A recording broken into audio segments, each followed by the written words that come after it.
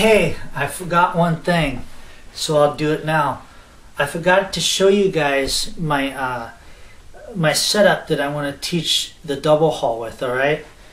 First thing, we're going to just use a 9-foot 6-weight rod. This happens to be a Scott rod. This is a V2.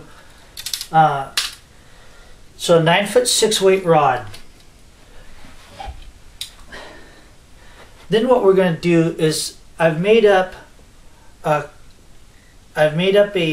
floating shooting head.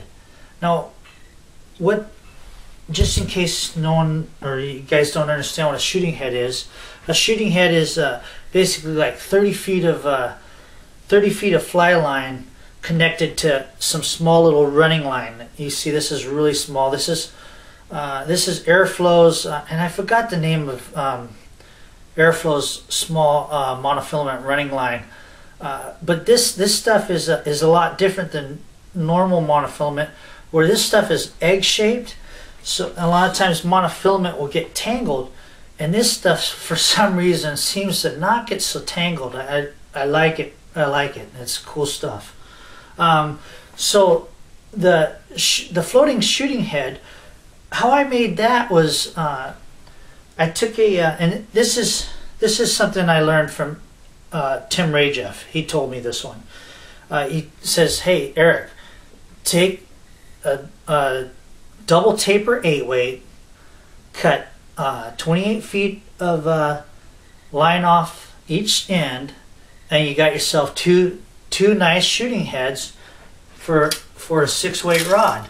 So I'm like, right on, that sounds good. So I did that, and I used to use a regular shooting head. And here was the problem that I had with the regular shooting head was, and a regular shooting head is maybe like 30 feet of high density sinking line. It's usually brown or black, you know, small. It's a real thin line, sinks real quick.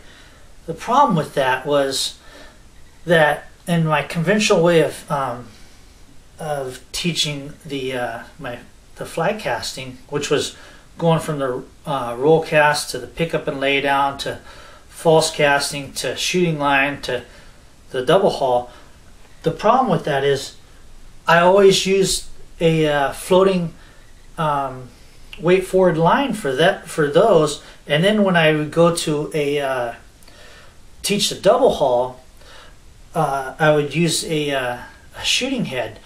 Now I use the shooting head for this purpose. When you got that head outside the fly line or outside the rod tip, and you got about 2.5 feet of overhang of this monofilament, you got all the weight outside the rod tip. So you don't have to have your student make a perfect back cast, all right? Sometimes if the cast isn't so perfect, it's not going to matter because the weight is outside that rod tip, and this little running line going through your guides has no problem. And what it does is it creates feeling in the line hand. So now that one of the hard parts about the double haul is getting people to reposition the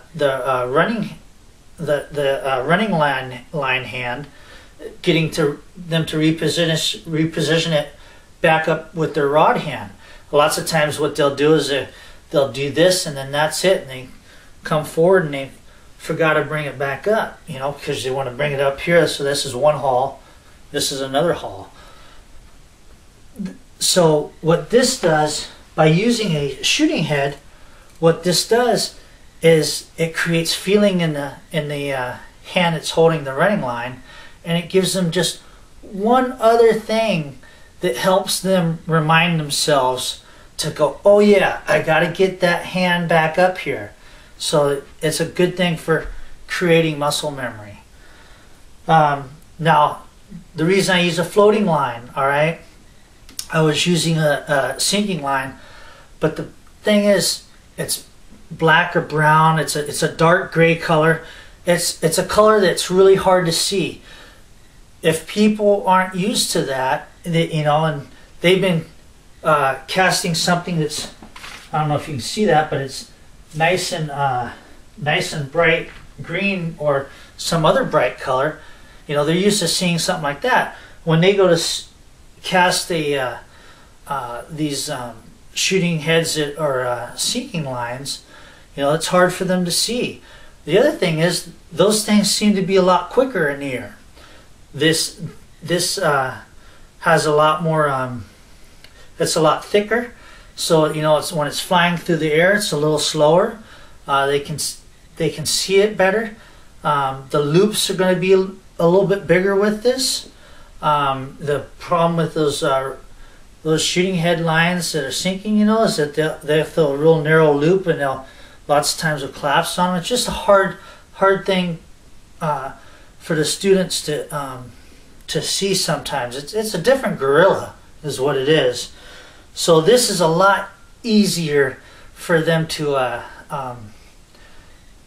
use to make that transition from a well, it's hardly any transition at all, but I guess it is some to make that transition from a floating